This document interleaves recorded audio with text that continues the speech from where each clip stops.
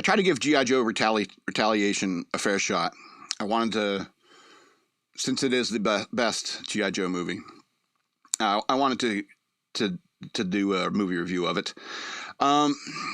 What it got right. Let's start there. Roadblock was done very well. I like that. Channing Tatum. I know every single chick is on this earth is sopping for Channing Tatum, but then I understand like some women got upset. They're like, oh, he got killed. Duke got killed right away. I can understand being upset about it, but I think I'm upset about it for a different reason than you are, and so that really irritates me. That something I have in common with some females. I mean, I think Channing Tatum, you want it off a dying franchise. I think that's all there is to it. Even though they got Bruce Willis and The Rock in there. And so Roadblock was done well. General Hawk obviously done well. Flint done pretty well. Lady J done pretty well. Snake Eyes and Storm Shadow. Best I've ever seen them on film. And I know I haven't seen the origin, Snake Eyes Origins, but everything I hear about it, it's not going to change my mind. This is the best I've ever seen Storm Shadow and Snake Eyes on film.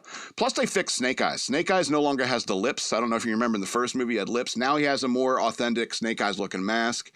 Plus, the scene where he fights Storm Shadow, he's using the Uzi. He's using the very first, weapon set for Snake Eyes. Same with Storm Shadow. And I think it was done very well because you're doing a more...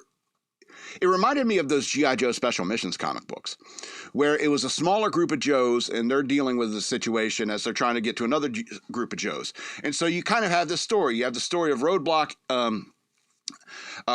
Flint, and Lady J are the only survivors of all the G.I. Joes. I don't know why everything has to be so dire all the time and end up in nuclear war.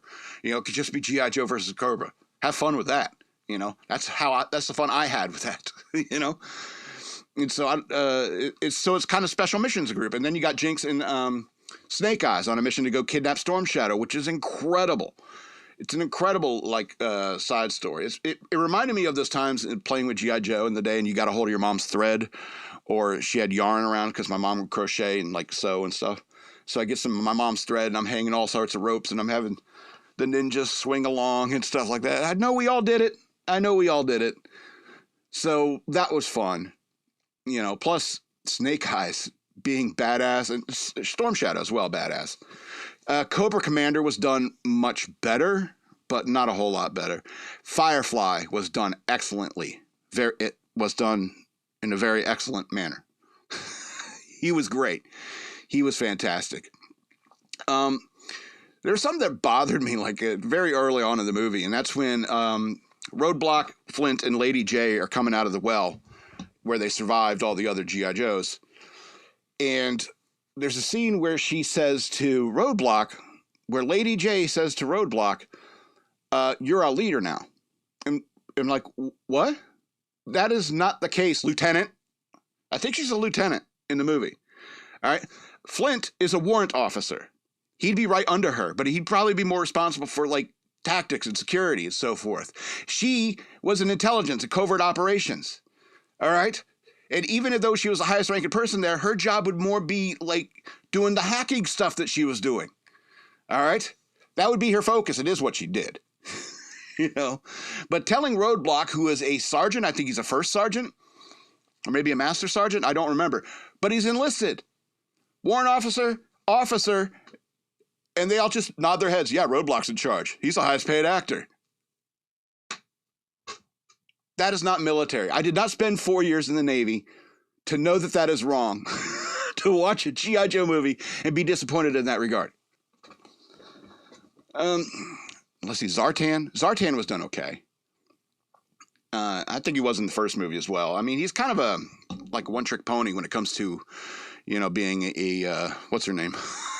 Mystique kind of character. When you're a shapeshifter and you got to I assume the identity of the president. That doesn't mean, I go do that for a week and then no, he's been president, faking being president for years. And he's like, I can't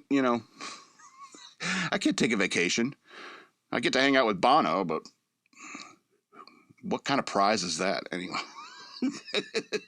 It really is a thankless job. And so,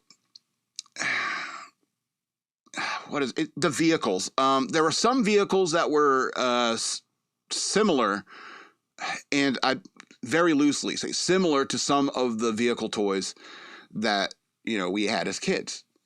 And it's this idea of updating it into modern warfare that really, really bugs me. I wish they do there's like a G.I. Joe Vietnam era, or, That would be cool. That's what I mean, because G.I. Joe was born in that kind of culture in the United States. It was early 80s. Older brothers were coming home from the war, and younger brothers wanted to read G.I. Joe comic books and pretend to be their heroic brother who went and fought in the war. And it's a good thing for boys to want to be a hero, a real American hero. I just wish they'd do the movies right. G.I. Joe Retaliation 2013 movie, 6 of 13 stars. They get the wrong people to make these movies. You should ask me.